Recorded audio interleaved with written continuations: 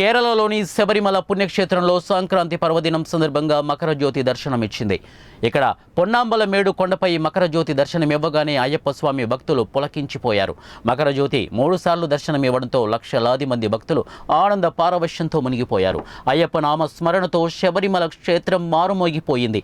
సూర్యుడు మకర రాశిలోకి ప్రవేశించే రోజున అయ్యప్ప స్వామి వారు జ్యోతి రూపంలో దర్శనమిస్తారని భక్తుల విశ్వాసం.